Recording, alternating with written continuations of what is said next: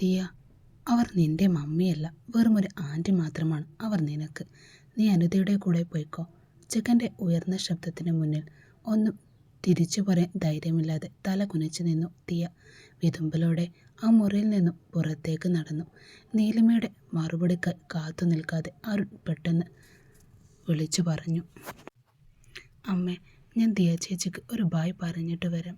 അവൻ നീലിമയുടെ മുഖത്തേക്ക് പോലും നോക്കാതെ തിരിഞ്ഞോടി. ഇപ്പോൾ ആ വലിയ ഹാളിൽ ജഗനും നീലിമയും മാത്രം തനിച്ചായി. ഒരു നോട്ടം കൊണ്ട് തന്നെ ജ്വലിപ്പിച്ചു കളയുന്ന ഭാവത്തിലായിരുന്നു അവൻ അവളെ നോക്കിയത്. എന്നാൽ അവൻ്റെ ആ കനൽ നോട്ടത്തിൽ ഒട്ടും വില വയ്ക്കാതെ അവൾ തിരിഞ്ഞ് അടുക്കളയിലേക്ക് നടന്നു. നീലിമയുടെ ആ പോക്ക് അവനെ കൂടുതൽ പ്രകോപിപ്പിച്ചു. ദേഷ്യത്തോടെ മുന്നോട്ട് ആഞ്ഞ ജഗൻ അവളുടെ കൈത്തണ്ടിൽ ബലമായി പിടിച്ചു നിർത്തി. അവൻ്റെ വിരലുകൾ അമർന്നപ്പോൾ അവൾക്ക് വേദന കൊണ്ട് പുളഞ്ഞു. അവൾ ദേഷ്യം നിറഞ്ഞ കണ്ണുകളോടെ അവനെ രൂക്ഷമായി നോക്കി. തൻ്റെ കൈ വിടുവിക്കാൻ ശ്രമിച്ചുകൊണ്ട് താര പറഞ്ഞു, ഇങ്ങോട്ട് നോക്ക് ജഗൻ, ദിയ നിങ്ങളുടെ കുട്ടിയാണെന്ന് എനിക്കിപ്പോൾ അറിയാം. ആ കുഞ്ഞ് വിഷമിച്ചു നിൽക്കുന്നത് കണ്ടില്ലെന്ന് നടിക്കാൻ ഞാൻ നിങ്ങളുടെ അനിതയെപ്പോലെ മനസ്സാക്ഷിയില്ലാത്തവളല്ല ഞാൻ. അവൾ തൻ്റെ കൈ അവൻ്റെ പിടിയിൽ നിന്ന് മോചിപ്പിച്ചു. അവളിലേക്ക് കൂടുതൽ അടുത്തു നിന്നുകൊണ്ട് അവൻ പല്ലിറുമ്പി. എന്തടി നിന്റെ വിചാരം? എൻ്റെ കുഞ്ഞിനെ എന്നിൽ നിന്ന് അകറ്റാനാണോ നിന്റെ ഭാവം? അതോ ശരിക്കും എൻ്റെ ദിയക്ക് അമ്മയാവാൻ നീ ശ്രമിക്കുകയാണോ? അവൻ്റെ സംസാരം നോട്ടം അവൾ തറച്ചു നിന്നുപോയി.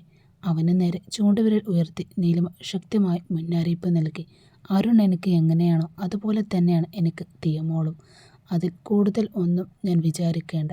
ഞാൻ മിണ്ടാതിരിക്കുമെന്ന് കരുതുന്നത് ഇത് നിങ്ങളുടെ ഓഫീസല്ല, എൻ്റെ വീടാണ്. ഇവിടെ നിന്ന് ഇപ്പോൾ തന്നെ നിങ്ങൾ ഇറങ്ങിപ്പോക്കോണം. തൻ്റെ നേരെ വിരൽ ചൂണ്ടി അണപൊട്ടിയ കോപത്തോടെ സംസാരിക്കുന്ന അവളെ ഒന്ന് നോക്കിയ ജഗൻ നിശ്ചലനായി നിന്നു. പെയ്യാൻ തിമർത്തുക്കുന്ന ഒരു കടും മഴയുടെ നടുവിൽ നിന്ന് ആ മഴയെ ആസ്വദിക്കുന്നത് പോലെ അവളുടെ ആ ക്രോധം അവനൊരു നിമിഷം നോക്കി നിന്നു പോയി. പതിയെ അവിടെ ഉണ്ടായിരുന്ന കത്രിക അവൻ്റെ കഴുത്തിൽ വെച്ചുകൊണ്ട് അവൾ പറഞ്ഞു, പെട്ടെന്ന് ഇവിടുന്ന് പോയിക്കോണം. എന്നെ നാട്ടുകാരെ കൊണ്ട് പറയിപ്പിക്കരുത് നിങ്ങൾ. അത് കേട്ടതും അവൻ അവളെ ഒന്ന് നോക്കി വേഗം പുറത്തേക്ക് ഇറങ്ങിപ്പോയി. ദിയാമ്മ കരഞ്ഞുകൊണ്ട് ഓടിവന്ന് ശാരദാമ്മയുടെ നെഞ്ചിലേക്ക് വീണ നിമിഷം തന്നെ ആ അമ്മൂമ്മയുടെ ഹൃദയം ഒന്ന് പിടഞ്ഞുപോയി. മോളെ, എന്താടാ ഇത്? എന്തിനാ എങ്ങനെ കരയുന്നേ? അവർ പരിഭ്രമത്തോടെ ചോദിച്ചു. ദിയാമ്മയുടെ കുഞ്ഞു ചുണ്ടുകൾ വിറച്ചുപോയി. അമ്മൂമ്മേ, എനിക്ക് എൻ്റെ അമ്മയെ വേണം. ആ വാക്കുകൾ കേട്ടതും ശാരദാമ്മയുടെ മുഖമൊന്ന് വിളറിപ്പോയി. ഇത്രയും നാൾ അമ്മയെക്കുറിച്ച് ചോദിക്കാത്ത കുട്ടി ഇന്ന് പെട്ടെന്ന് എന്തിനാ ഇങ്ങനെ പറയുന്നത്? അവർക്കൊന്നും മനസ്സിലായില്ല. അപ്പോഴാണ് വാതിൽക്കൽ നിന്ന് ഒരു പരിഹാസ ചിരി കേട്ടത്. അത് നിങ്ങളെന്തിനാ ഇത്ര ഞെട്ടുന്നതമ്മ? അനിതയായിരുന്നു അത്. അവളെ കണ്ടതും ശാരദാമ്മയുടെ കണ്ണുകൾ ചുവന്നു. നീ എന്തിനാടി വീണ്ടും ഈ വീട്ടിൽ വന്ന്? ഇറങ്ങിപ്പോടി എൻ്റെ വീട്ടിൽ നിന്ന്. അനിത പക്ഷേ ഒന്നും കുലുങ്ങിയില്ല. അവൾ ദിയാമ്മയെ നോക്കി ഒരു കൃത്രിമ സ്നേഹച്ചിരി സമ്മാനിച്ചു. എൻ്റെ മകൾക്ക് അവളുടെ അമ്മയെ വേണമെന്ന് അവൾ തന്നെയല്ല നിങ്ങളോട് പറയുന്നേ. അതുകൊണ്ടാ ഞാൻ വന്നത്. നീ അമ്മയോ? ശാരദാമ്മ പുച്ഛത്തോടെ അവളോട് ചോദിച്ചു. അമ്മയല്ലെങ്കിൽ പിന്നെ ആരാ? അനിത തിരിച്ചടിച്ചു. അവരുടെ തർക്കം മുറുകുന്നതിനിടയിൽ ജഗൻ അകത്തേക്ക് കടന്നു വന്നു.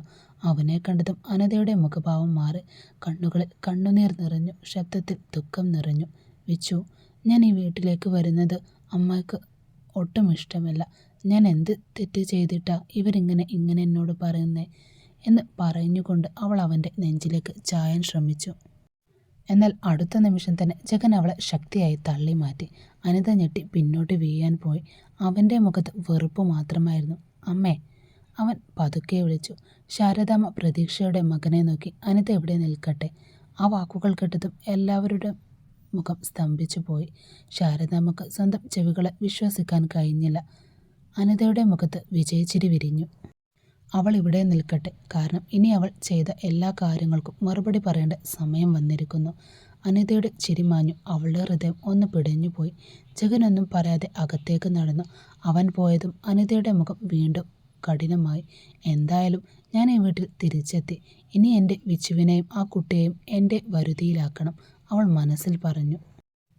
അതേസമയം ദിയാമ്മയുടെ മുറിയിൽ ശാരദാമ്മ കൊച്ചുമകളെ ചേർത്ത് നിർത്തുകയായിരുന്നു. മോളെ, നീ എന്തിനാ അമ്മയെ വേണമെന്ന് പറഞ്ഞ്?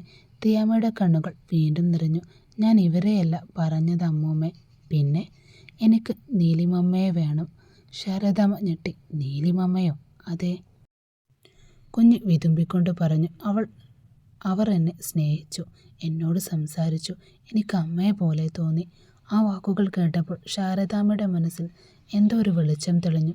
അന്നാദ്യമായി അവർ നീലിമയെക്കുറിച്ച് ഗൗരവമായി ചിന്തിച്ചു. മറുവശത്ത് പെൺമ എന്ന ബോട്ടിക്കിൽ യുദ്ധക്കളത്തിൻ്റെ അവസ്ഥയായിരുന്നു. മേശപ്പുറത്തിരുന്ന് വിലപിടിപ്പുള്ള തുണികൾ ഓരോന്നായി കത്രികൾ കൊണ്ട് ഇരയാവുകയായിരുന്നു.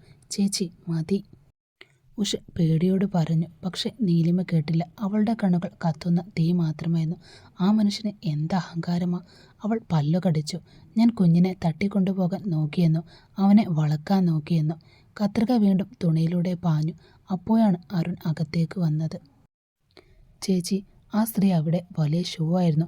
വിച്ചുവേട്ടനെ ആരെങ്കിലും തട്ടിക്കൊണ്ടുപോകുമെന്ന് അവൾക്ക് പേടിയാണെന്ന് തോന്നുന്നു. ഉടനെ രജനി അവനെ തുറിച്ചു നോക്കി. അരുൺ, മിണ്ടാതിരിക്കട. അവൻ വീണ്ടും ചുണ്ടുകൂർപ്പിച്ച് മാറി നിന്നു. രജനി നീലിമയുടെ അടുത്തേക്ക് ചെന്നു. എന്താ മോളെ, എന്തിനാ ഇത്ര ദേഷ്യം? നീലിമയുടെ കണ്ണുകൾ നിറഞ്ഞു. എനിക്കറിയില്ല ദീപ ചേച്ചി, അവൾ പതുക്കെ പറഞ്ഞു. ആ കുഞ്ഞ് കരഞ്ഞപ്പോൾ എനിക്കെന്തോ ആയി. രജനി അവളെ ശ്രദ്ധയോടെ നോക്കി. കുഞ്ഞിനെ കണ്ടപ്പോൾ നിനക്കെന്തിനാ ഇത്ര വിഷമം? ആ ചോദ്യം കേട്ടപ്പോൾ നീലിമ നിശബ്ദയായി. ശരിയാണ്, എന്തിനാണ് ദിയാമ്മയുടെ കണ്ണിന് തന്നെ ഇത്ര വേദനിപ്പിക്കുന്നത്? എന്തിനാണ് അവളെക്കുറിച്ച് ചിന്തിക്കുമ്പോൾ ഹൃദയം വിങ്ങുന്നത്? എന്തിനാണ് ജഗനോട് ഇത്രയും ദേഷ്യം തനിക്ക് തോന്നുന്നത്? അവളുടെ ഉള്ളിലെ കോപം കത്രികത്തുമ്പിലൂടെ ആ പാവം തുണിയിലേക്ക് പെയ്തിറങ്ങി. തുണ്ടം തുണ്ടമായി വീഴുന്ന തുണികൾ കണ്ട് പരിഭ്രമിച്ച രജനി മുഷിയും ചേർന്ന് അവളെ ബലമായി പിടിച്ചു മാറ്റി. നീലിമ ചേച്ചി, ഒന്ന് നിർത്ത്. നീ വെട്ടി നിർത്തുന്നത് കസ്റ്റമേഴ്സ് തന്ന തുണികളാണ്. ഇനി അവർ വന്ന് ചോദിക്കുമ്പോൾ നമ്മൾ എന്ത് മറുപടി പറയും? ഉഷ അല്പം ശബ്ദമുയർത്തി തന്നെ ചോദിച്ചു. ആ ചോദ്യം നീലിമയൊടുവിൽ യാഥാർത്ഥ്യത്തിലേക്ക് തിരികെ എത്തിച്ചു. കയ്യിലെ കത്രിക തനിയെ താഴേക്ക് വീണു. രണ്ട് കൈകൾ കൊണ്ടും തല താഴ്ത്തി പിടിച്ച് അവൾ കസേരയിൽ തളർന്നിരുന്നു. അവൻ എന്നെക്കുറിച്ച് എന്തൊക്കെയാ പറഞ്ഞത്? പോരാത്തതിന് പോലീസിനെ കൊണ്ട് പിടിപ്പിക്കുമെന്ന്. ആ ഒരൊറ്റ മകൾക്കായിട്ടാണ് അവൻ്റെ ധാർഷ്ട്യം മുഴുവൻ. പക്ഷെ ആ പാവം കുഞ്ഞ്, അവൾ സ്നേഹത്തിന് വേണ്ടി എത്രമാത്രം ഏങ്ങലടിക്കുന്നുണ്ടെന്നോ നീലിമ വിതുമ്പലോടെ ഓർത്തു. സാരമില്ല നീലിമ, നീ അതോർത്ത് വിഷമിക്കേണ്ട. നല്ലത് വിചാരിച്ചാൽ നല്ലതേ നടക്കൂ. നീലിമയുടെ അസ്വസ്ഥത മാറ്റാനായി രജനി സംസാരം മറ്റൊരു വഴിയിലേക്ക് തിരിച്ചുവിട്ടു. ഒരു കാര്യം അറിയാമോ? ഇന്ന് ഓഫീസിൽ വരുന്നതിന് മുമ്പ് നമ്മുടെ പുതിയ ബോസ് വന്നിരുന്നു. എന്ത് ഹാൻസം ആണെന്നോ!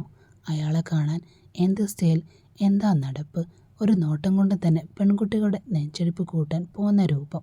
ഡി, നീ ഇപ്പോൾ എന്നെ സമാധാനിപ്പിക്കാൻ വന്നതാണോ അതോ എൻ്റെ വായിൽ വല്ലതും കേൾക്കാൻ വന്നതാണോ? കയ്യിൽ വീണ്ടും കത്രിക എടുത്ത് നീലിമ നേർത്തൊരു പുഞ്ചിരിയോടെ ചോദിച്ചപ്പോൾ മാത്രമാണ് രജനിക്കും ഉഷയ്ക്കും ശ്വാസം നേരെ വീണത്. അതേസമയം നഗരത്തിൻ്റെ മറുഭാഗത്തുള്ള ആഡംബര മുറി ജഗൻ കണ്ണാടിക്ക് മുന്നിൽ നിൽക്കുകയാണ്. കണ്ണാടിയിൽ തെളിഞ്ഞ സ്വന്തം ബിംബത്തിലേക്ക് നോക്കുമ്പോൾ അവൻ്റെ ചുണ്ടുകൾ കൂടെ പുഞ്ചിരി വിരിഞ്ഞു. പക്ഷേ ആ ചിരിക്കുള്ളിൽ നീലിമയുടെ ഓർമ്മകൾ ഒരു അഗ്നിയായി പടർന്നു. അവസാന നിമിഷം തൻ്റെ കഴുത്തിന് നേരെ കത്രിക ഓങ്ങി അവളുടെ ധൈര്യം അവനെ വല്ലാതെ അസ്വസ്ഥനാക്കിയിരുന്നു. പെട്ടെന്നുണ്ടായ ആക്രോശത്തോടെ അവൻ കയ്യിലിരുന്ന കനത്ത വസ്തു കണ്ണാടിക്ക് നേരെ എറിഞ്ഞു. കണ്ണാടി ചില്ലുകൾ തകർന്നു തരിപ്പണമായി. എൻ്റെ കഴുത്തിന് നേരെ കത്രിക ചൂണ്ടാൻ മാത്രം വളർന്നോ നീ? എന്നോട് സംസാരിക്കാൻ പോലും യോഗ്യതയില്ലാത്ത നീ എന്നെ വെല്ലുവിളിക്കുന്നു. ഇനി ഞാൻ നിന്നെ എന്ത് ചെയ്യുമെന്ന് മാത്രം നോക്കിക്കോ നീ. പ്രതികാരബുദ്ധിയോടെ പല്ലുറുമ്പി അവൻ മേശപ്പുറത്തേക്കിരുന്ന് ഫോണെടുത്ത് ആരോടോ സംസാരിക്കാൻ തുടങ്ങി.